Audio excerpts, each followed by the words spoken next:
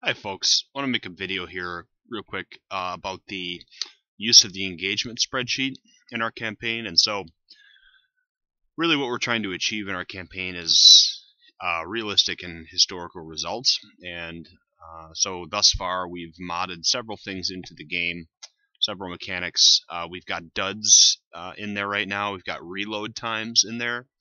But one thing we don't have in yet, and what we intend to get in eventually, is target damage and U-boat damage modded into the game. But in the meantime, as we wait for because understanding the code is obviously still in flux, it's still in development.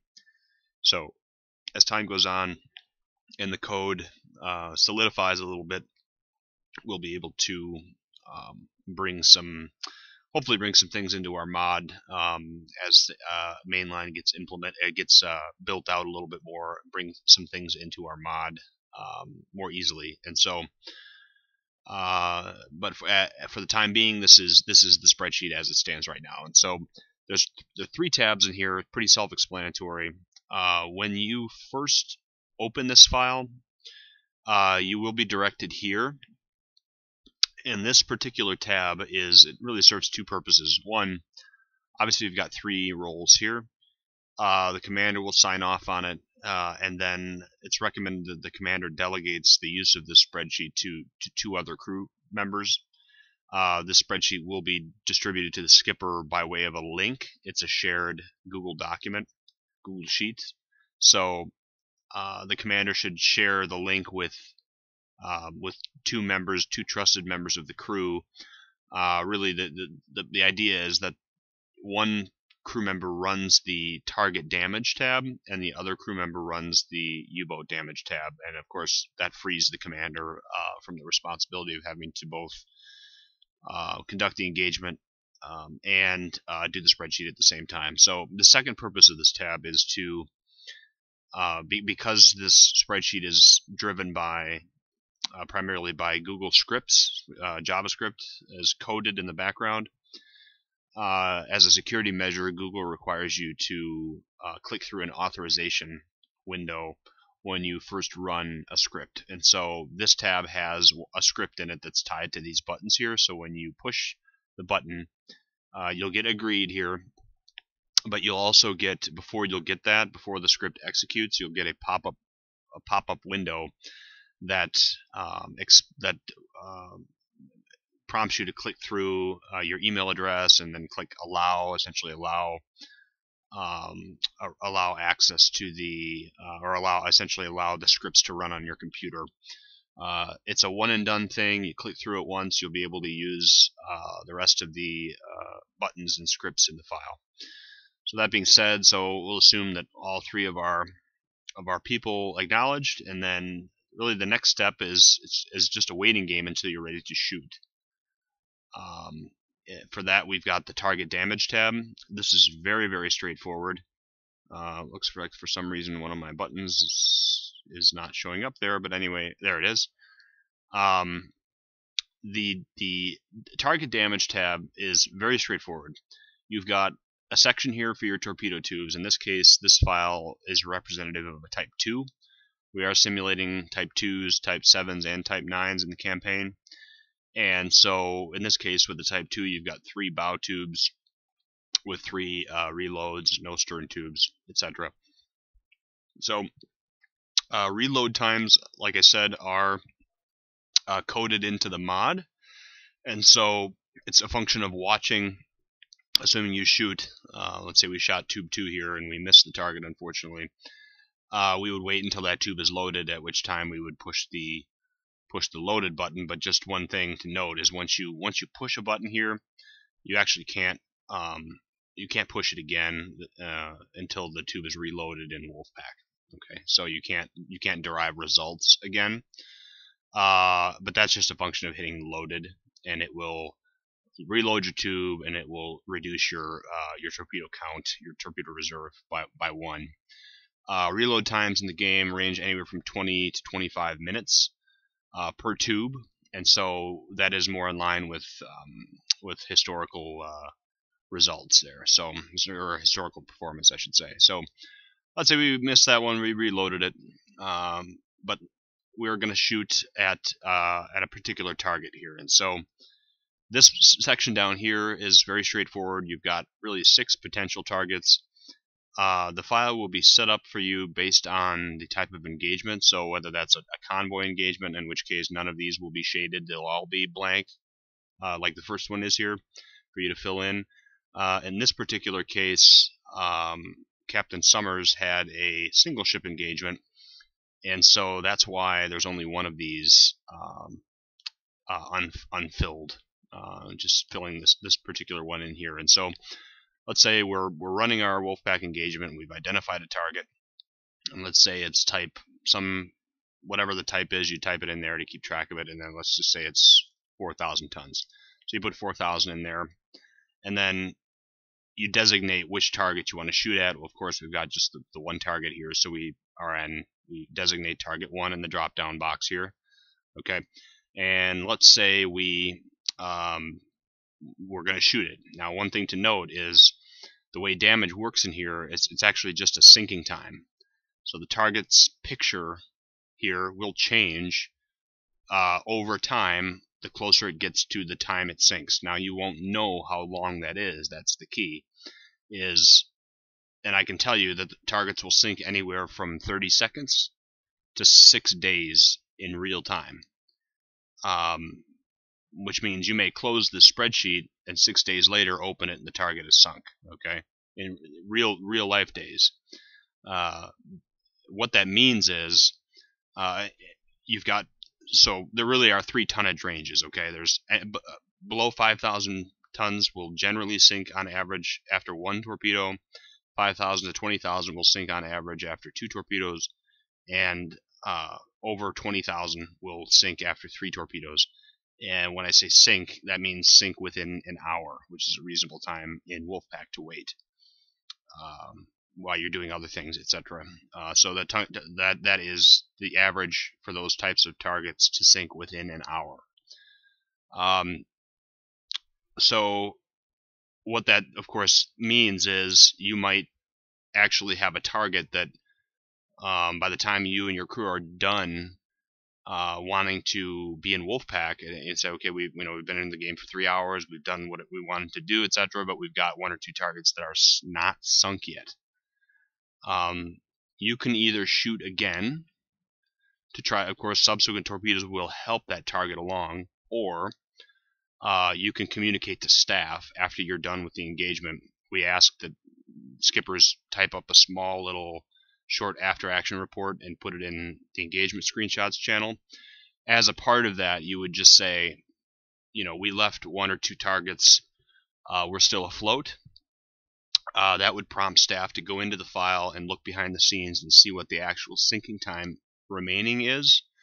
And it's simply a function of then taking that remaining sinking time and looking where your boat is on the map and where that engagement happened relative to an enemy's coastline, and we just make a judgment call. Would that ship, under in a wounded state, let's say it's going half its max speed or whatever, would that ship be able to reasonably make it back to a friendly coastline, a friendly for that ship coastline in that remaining time? So let's say it says 3 days remaining. You've hit a target, but it's not quite there, and it's still afloat, or the crew is doing a good job keeping the ship afloat, etc. But that target is in the middle of the North Atlantic. Well, obviously that target is not making it anywhere in 3 hours. Or on the contrary, you've got to patrol off the British Isles. If you're only a handful of miles, 20 miles or whatever off of the eastern seaboard of England, for example, it behooves you to make sure that all your targets sink and fast, because they will likely just be able to scoot back over to the coastline and be to a friendly port. So that's just a word about the sinking times and how they work. Now, if it comes to pass that that we find that a target would not make it back and that it would sink, we would credit you the tonnage. We would credit your boat the tonnage, because we're just assuming that German intelligence had gotten word that you know, the HMS whatever has gone down and skipper so-and-so had sunk it, and you know that German intelligence is putting two and two together and crediting you with the sinking. So that's only fair to do it that way, and that's how we've currently got it set up. So let's see how this works with actually shooting a target. So we've put the tonnage in, 4,000 tons. First target 1. We've got 2 buttons, hit and miss. We've seen the miss button already, so let's say we hit the target. And when I say hit, this means you've seen an explosion at the target. Not a dud, not a premature detonation. It's actually hit the target. So we push hit. Okay. You will get, this will say hit. In this particular case, there was a massive explosion at the target, and so the target appears to have sunk right away. As evidenced by the fact that you've got this, you know, flotsam and jetsam with 2 shipwrecked sailors waving for help on it. But let's say, for example, that we wanted to shoot at a second target, that there was another one present. It was 2,000 tons. So we would simply go here, select target 2 with our second torpedo tube here, and let's say we hit that one. Okay, we're going to go through the same thing. There has been another massive explosion. We got lucky. And the target is now, as you can see, it's been hit, it's been struck, and it's simply just sitting there. Okay. So that's what's happening at that moment with that target. Now you can see it's starting to settle a little bit. The one thing I did do by mistake is I didn't unhide some of the relevant, so forgive me for a second. You're seeing kind of the guts of the file here, but I want to make sure that what's important is being shown here. So in this one, you'll see this column here, or the section here, is the status of the target, and this will change randomly based on where along the line the target is in terms of sinking. But in this case, you can see this target is sinking somewhat fast, but your only clues are the changing pictures and this text down here. Otherwise, you have no idea how long. There's no other indication of how long that's actually going to take to sink. And so what we can do is we can, let's say we're getting to the point now where we're saying, you know what, I have no idea how long that's going to take. There it actually did just go down. Okay, so let's fire the third target here and see if it takes a little slower. Let's make this one 6,000 tons. Okay, so now I got target 3. Let's select target 3. We got lucky with these 2; they went down pretty quickly. But let's shoot this one here and see what happens. So target 3 is 6,000 tons. We designate shooting at target 3, and let's say we hit. Oh, we got another massive explosion. Okay, we're getting pretty lucky here. Headway is nearly stopped, so that was a pretty sizable explosion. But we're sitting here waiting. Okay, now this one is actually going down pretty quickly too. We actually did get pretty lucky. Oh, now this is really going down fast. All right, this is somewhat of an anomaly because typically they don't sink this fast. Like I said, they can sink anywhere from 30 seconds to 6 days in real time. So since the time doesn't updates every minute in the file, you might have to just go over here and click delete someplace, and that updates it. Okay, so that one's gone down. So we actually are getting pretty lucky here. Let's reload a couple of our tubes. Let's load this one. We'll reload that one. If it does come to the point where we fully reloaded everything, like we try to reload 3 now, we'll get a notice saying we've got no more eels. So that's how you'll know that. But let's shoot at target 4. Let's say target 4 is 5,000 tons. Okay, so we'll select target 4. Alright, same thing. So we hit. You can see that one was not a massive explosion. That one we've hit it, and we have not done quite as much damage.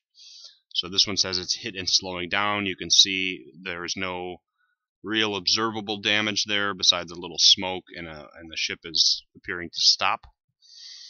And so at this point, let's say we've gone through the engagement, we're about to stop. We say, this target is still floating there. We have no idea how long it's going to take to sink. like I said, you have a couple options to type, to type into your after action report. You could actually shoot another fish. In the you could shoot another fish or several fish in the spreadsheet here, just assuming they are assumed to have been hit when they're wounded like this. So let's say the dust is settled, you see this target still afloat, you would simply just push hit. So I'd say target 4. You'd simply push hit, and it's just assumed to hit, and then you see what the result is. Okay, and it might accelerate it along. But what I would suggest is don't necessarily feel like you need to shoot until it sinks, because like I said, I mean, there will be a period of time, a day or two, that target has remaining to float, and it might not be able to make it back to the coastline. So it's really just a judgment call. How far are you away from an enemy coastline that ship could make it back to?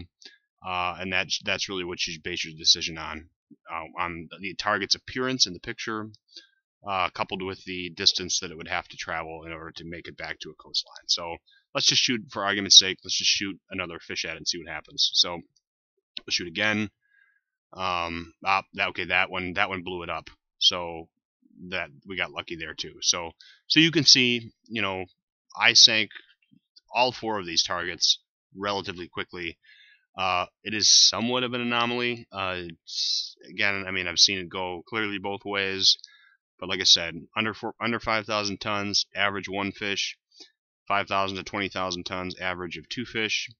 And then over 20,000 tons is average 3 fish to sink. So that pretty much covers the use of this particular tab. These will also be set for you just to keep track of what time of day, whether it's day or night engagement, plus how skilled your crew is. So that is this tab. The second tab, U-boat damage, is actually very straightforward. There are several systems in here that could fail on you, and they have different consequences in game. And so the way this tab works is you've got your chief engineer, so to speak, running this tab as you get attacked. And the way it works is, you're familiar in Wolfpack, you can tell how close a depth charge is by whether or not it shakes your boat. And it's pretty clear when it does shake your boat, because sparks might fly, etc. Versus a more distant explosion is also easy to tell. So this is very simple. We've got a button here that says that one shook the boat. And as soon as you get a depth charge that apparently shakes the boat, you push the button. Just like so. Bang, you get a bang, that's confirmation you pushed it. And then either something will show up here or it won't. In this case, we took no damage. But, boom, we get another one, bang. Okay, we got lucky again. But you're pressing this as the depth charges are shaking your boat, and you're just watching the results. So, in this case, we got flooding. Okay, so this flooding tracker here changed to minor. If this flooding tracker changes, it will tell you if it gets bad enough, if your flooding gets bad enough with subsequent damage, it will tell you to surface. All of the prompts in this tab that come up by way of pop-up or otherwise that tell you to do something mean that you literally do it in the game. So let's say, for example, we'll keep pushing the button here to see what kind of results we get. But let's say, for example, that you lose your port E-motor. It'll tell you that you lost your port E-motor and that you have to set that motor to stop in the game. So it's self-imposed limitations in the interest of kind of realism.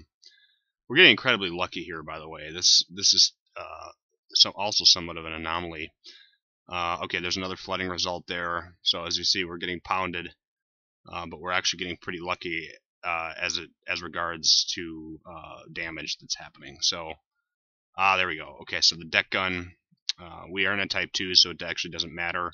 But in this case, you'd say, okay, oh, my deck gun's inoperable, so it added it down here. So this is really your current damage list. So we keep going, getting very lucky. These are shaking. Oh, okay. Now we've taken forward torpedo door damage. No use of forward tubes. So that means that until that gets fixed, which we'll go over in a little while here, until it gets fixed, you can't use your bow tubes for the rest of your patrol. Okay. So we'll take some more damage. There we go. Electric engine 2, starboard motor is out, set to stop. So very straightforward. You would simply set it to stop. Okay. The bulb went out. So in Wolfpack, your bulbs can go out, and bulbs going out are essentially representative of your hit points. They're a proxy for hit points. To the extent a bulb goes out, you would push this button, and it'll simply add hull damage down below here, just to keep a record of the fact that you've taken hull damage, because a bulb going out is essentially hull damage, the equivalent of hull damage in Wolfpack. Okay, so this here, these look a little strange, and there are reasons for each one of these. It's almost beyond the scope of this video, but suffice it to say that all of these individuals can get wounded. Whoever you designate your watch officers, so you should designate watch officers and a chief engineer. If they get severely wounded or killed in this, they actually need to leave their station in Wolfpack. Again, it's a self-imposed limitation, and that's why we have this tab here, is that you agree to use it honestly and actually do the things that the file is asking you to do. Okay, so that's pretty much it here. But just to go over quickly what each of these mean. This is the repair section, but this is basically everything that can break. So port and starboard diesels, pretty straightforward. If you don't fix them after an engagement, they have to stay stopped.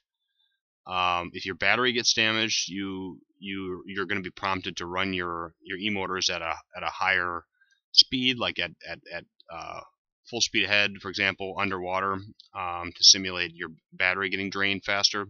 And of course, that has a consequence of you being easier to detect because you're running at flank speed, essentially. The e-motors, again, each of those gets set to stop if they get damaged.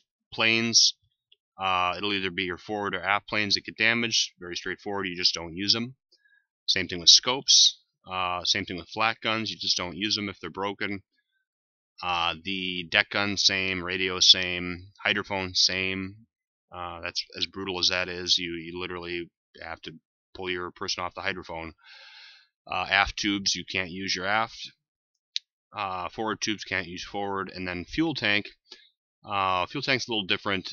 There is no real fuel tank in the game, but what that essentially means for our purposes is we are assuming fuel is in the bilge, and as a consequence of that, you need to run your bilge pump for, I think we have 10 seconds in there.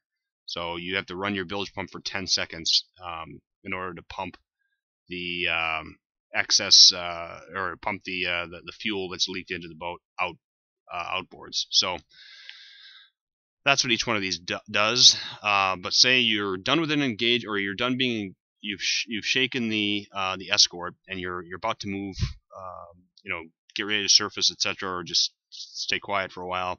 You push the evaded button. That's going to pump your flooding out and get rid of any meaningless things in here, minor damage, etc., if you have it. And what you're left with is your damage list that you need to fix. So this is once you get disengaged and surfaced in a way, and you're going to take your screenshots, so to speak, for the campaign, you would perform this. You push the evaded button. Now you try to repair. So trying to repair is simply pushing buttons. Deck gun is broken. Let's say we were not in a Type 2, so we were in Type 7. Try to push. Okay, we actually fixed it. So it disappeared, means it was fixed. Forward torpedo doors, same thing. That didn't work. So the forward tubes are unserviceable. They can't be repaired at sea. So for the remainder of the patrol, you actually can't use your forward. You can't use your bow tubes. So that's that. So that one failed. Starboard motor is out. Let's try to fix that.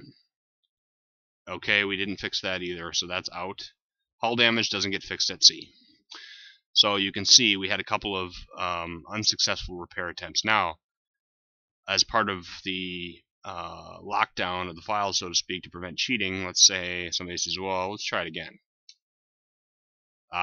Repair's already attempted on this item, so you actually can't try to repair it again if you've already tried once. So so that's that. So this is what you'd be left with then for damage for the rest of the patrol. You only get the one opportunity to fix it. If it fails, you're done. However, if you've used the optional sea trials system that we have in place, and you're sending people to do check rides with us, or sea trials as we call them, with us, you can actually get from trained to expert in your repair attempts and actually make it a little easier on yourself as far as repairing goes. So that's definitely a reason to use that optional system we have in place. So with that, that's pretty much it. The use of the spreadsheet becomes very fluid after some practice.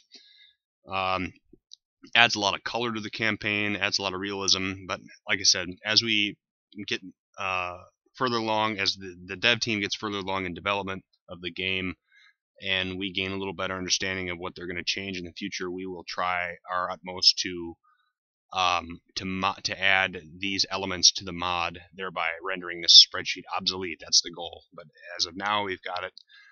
It gets us the results that we were looking for. So with that, if you have any questions, I made this file, but the rest of our staff is also familiar with the file. So direct questions to me or them, and we can help you out with this. So with that, take care.